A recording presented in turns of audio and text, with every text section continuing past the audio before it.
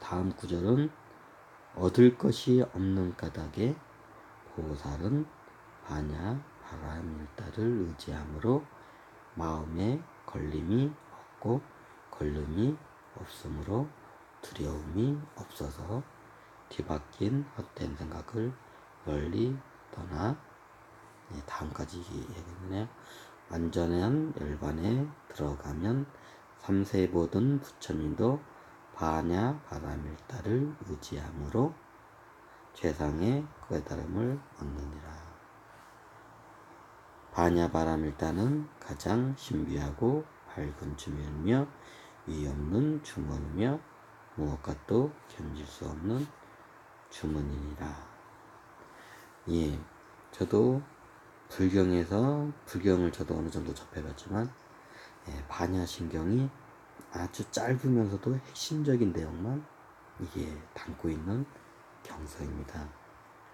저도 여기서 마지막에 나오는 것처럼 무엇과도 견줄 수 없는 경서라는 거는 저도 그거는 인정을 합니다.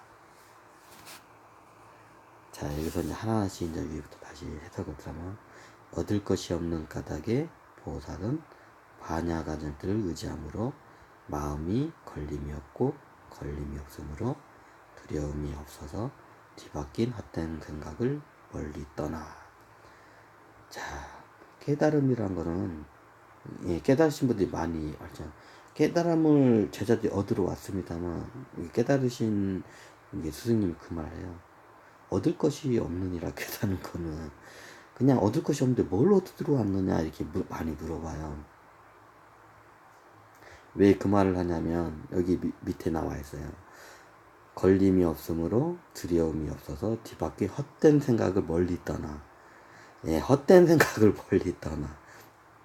깨달음을 진정으로 얻으려면 진짜 얻을 것이 없는 자리는 맞아요. 하지만 그걸 얻으려고 하는 그 헛된 생각을 멀리 버려라. 그 생각을 내려놔라. 그래서 요런 말이 나와요. 자, 이해가 좀 되시죠? 깨달음이란 그냥 알미예요. 그냥 알미예요. 원래 내가 알고 있었던 걸 그냥 다시 알아차리는 것 뿐이에요. 웃기죠? 근데 그게 현대인의 언어적인 관점에서 설명하자면 그게 아무래도 이보다 제가 정확한 더 표현 방법이 없는 그냥 알미예요. 자, 그리고 완전한 열반에 들어가면 삼세보든 부처님도 반야 바라밀다를 의지함으로 최상을 깨달음을 얻느니라. 완전한 깨달음에 들어가면 삼세가 뭔지는 잘 모르는데 후세의 모든 그런 이제 부처라는 건 이제 제자들 아니면 일반 중생들이 이제 나타나니까 이 반야신경을 의지하면서 세상의 꺼듬을 얻으리라. 이런 식으로 말씀드린 거예요.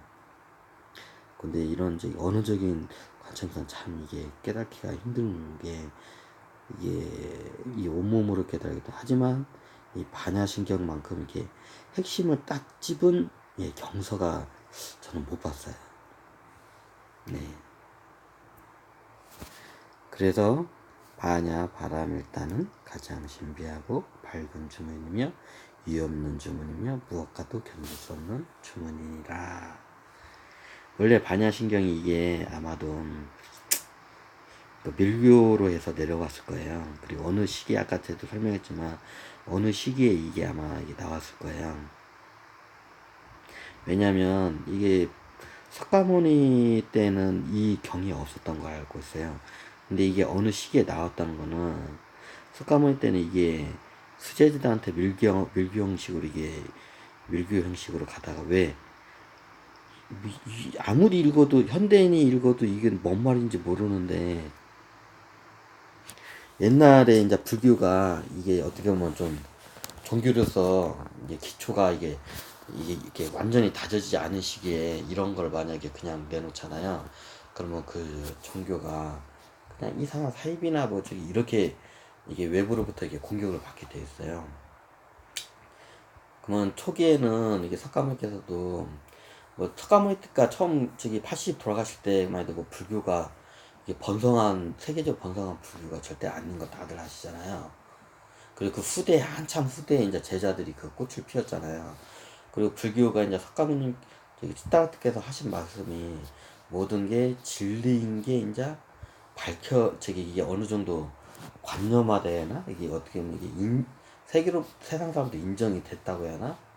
이제 그 단계가 되니까 그 이제 밀교를 갖다가 이제 이거를 계속 저기 이걸 받들던 이제 제자 중에 아 이거를 이제 세상 사람한테 오픈을 해도 돼야겠다 싶으니까 이제 어느 순간에 이게 이제 나온 것 같아요. 초기에는 요거를 분명히 시다르트께서는 이거를 대중에 이걸 알리지 않았어요. 일반 제자들에게 알리지 않고요. 왜 그걸 아냐면요. 모든 종교가 처음에 발발할 때는 다른 타 종교나 단체로부터 공격을 받을 수밖에 없어요.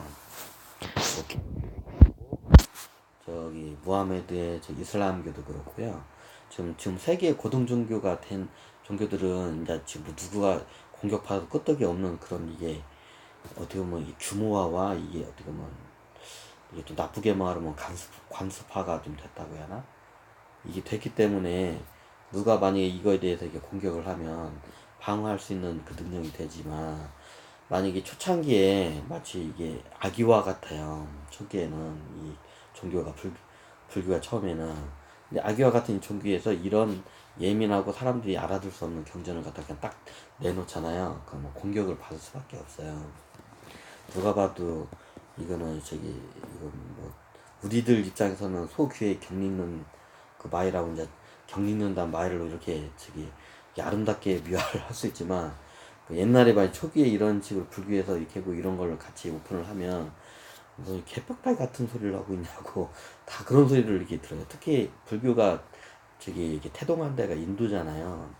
거기는 수없는 신들이 뭐 1억 명의 신이 있고 그만큼 1억 명의 신이 있다는 거는 수없는 어떻게 보면 그쪽에 종교 다 우리는 그냥 힌두교라고 그 인도 그거가 다 힌두교라고 그냥 그룹을 싸서 말하잖아요. 그냥 원래 엄밀히 따면 힌두교가 아니에요. 인도 안에 1억 명의 신이 있다는 거면 어떻게 보면 1억 개의 종교가 있다고 보셔도 이게 좀 그게 더 정확해요. 그냥 우리는 외부인들이 세계에 다른 이제 서양인들이 봤을 때 쟤네들이 그냥 뭐 보니까 다 거기서 거기거든. 근데 엄밀히 걔들은 다 또 틀리거든요. 인도에 가면 이게 모시는 신이 틀려요. 신이 걔네들 말 1억 신이 1억이 넘어요. 근데 그렇게 왜 발달했는지 그거는 그 명상하고 종교적인 그걸 좀 약간 그 역사를 봐야 그걸 알 수가 있어요. 근데 우리 이제 서양인들은 그 처음에 인도를 이제 들어갈 때 이게 다 거기서 거기처럼 보이거든. 그냥 미개하게 보이고. 그래서 그냥 힌두교 그냥 이런 식으로 그냥 그룹을 묶은 거지. 걔네도 어떻게 보면 힌두교라기보다는 달라요. 그것도 저에게 설명을 잘못. 근데 예전 같은 경우는 그게 더 뚜렷했어요. 지금은 이제 이게 좀 덜하지만 예전에 석가모니가 이게 처음 했을 때는 그게 더 뚜렷하고 수많은 도파들이 있고 다 어떻게 보면 다 종교가 틀려요. 쉽게 말하면. 그러면 그 종교들로부터 다 공격을 받을 수밖에 없어요. 이런 저기 알아들 수 없는 경전을 내놓게 되면요.